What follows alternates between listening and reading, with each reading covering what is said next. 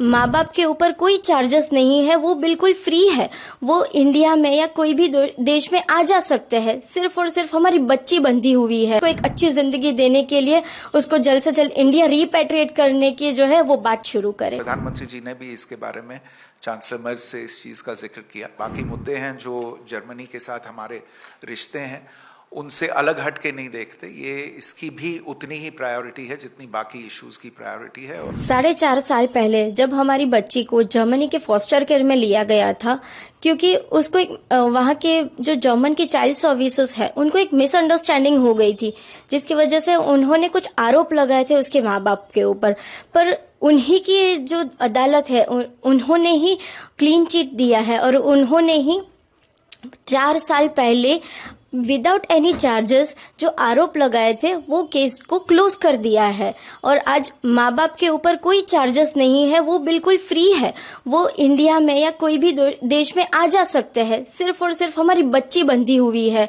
आखिर ऐसा क्यों? अरिहा ने कुछ गलत नहीं किया है। वो एक छोटी सी मासूम सी बच्ची है जो सिर्फ 7 महीने की थी जब उसको जर्मनी के फॉस्टर केयर में लिया गया था। माँ बाप के ऊपर जो आरोप लगाया वो बिल्कुल ही क्लियर है, ना ही माँ बाप के ऊपर आरोप है और बच्ची भी हमारी मासूम है। तो कोई चार्जेस नहीं है, कोई पॉइंट ही नहीं है उसको अपने परिवार, देश और संस्कृति से अलग रखने के लिए।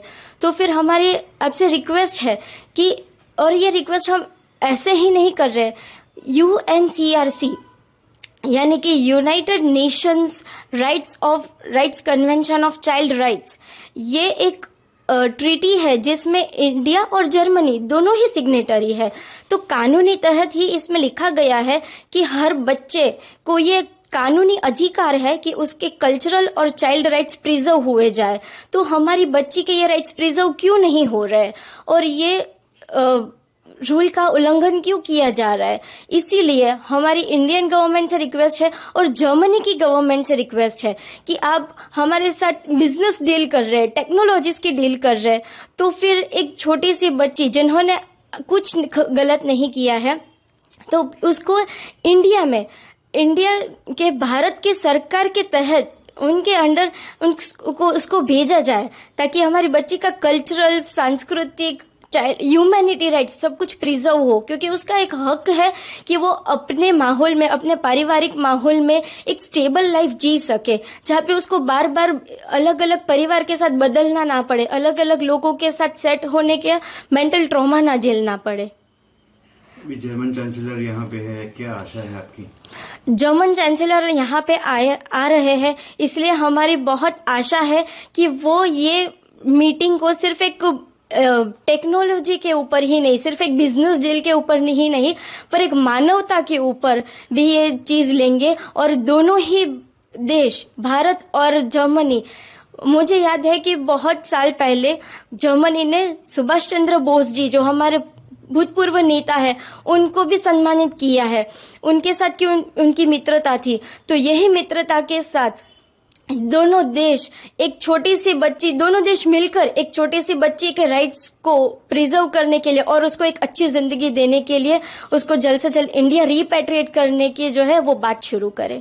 क्या आपको लगता है प्राइम मिनिस्टर की तरफ से कोई सपोर्ट मिलेगा? हमें सिर्फ आशा ही नहीं, हमें पूरा भरोसा है, क्योंकि हमारी सरकार भी ये चीज समझती है कि उस छोटी सी बच्ची का कोई गुनाह नहीं है और उसको जल्द से जल्द इंडिया, अपने परिवार, अपने लोगों के साथ रहना उसका हक है और ये जल्द से जल्द किया जाना चाहिए।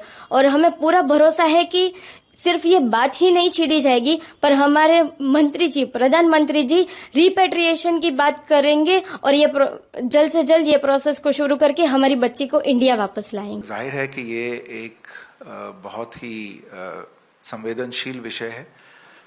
इसको लेके काफ़ी समय से जर्मन सरकार के साथ जर्मनी की जितनी भी अथॉरिटीज़ हैं, यहाँ दिल्ली में उनके राजदूतावास के साथ और बर्लिन में जर्मन सरकार के साथ और उनकी सभी जो एजेंसीज़ हैं जो इससे जुड़ी हुई हैं, उनके साथ हमारी बातचीत चल रही है। जैसा कि आपको ध्यान है, ये मामला एक तरह से एक समय पे लीगल मामला था, लेकिन हमारा मानना है कि ये मामला अंततः एक ह्यूमैनिटेरियन इश्यूज़ को ध्यान में रखते हुए ये इस तरह से इसको अप्रोच किया जाना चाहिए।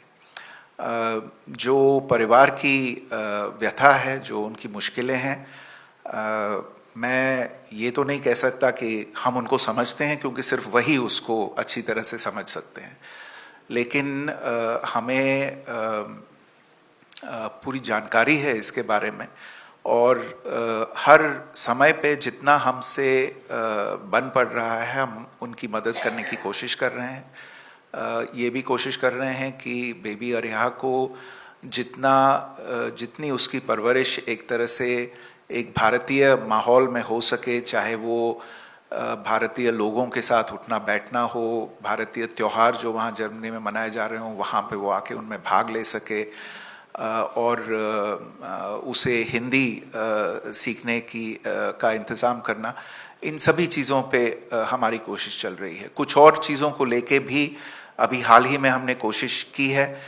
मैं अभी इस समय पे उसमें ज़्यादा डिटेल में नहीं जाना चाहता, लेकिन आप सबको ये आश्वासन देना चाहता हूँ कि हम जर्मन सरकार के साथ प्रतिबद्ध हैं इसको पूरी तरह से, और हर स्टेज पे इसके बारे में बात करने का। और हाँ, प्रधानमंत्री जी ने भी इसके बारे में चांसलर मर्ज से इस चीज़ का जिक्र किया, तो हम इसके साथ इस इशू को लेके जर्मन सरकार के साथ इसको फॉलो अप करते रहेंगे, और हमेशा हर कदम पे हम परिवार के साथ रहेंगे।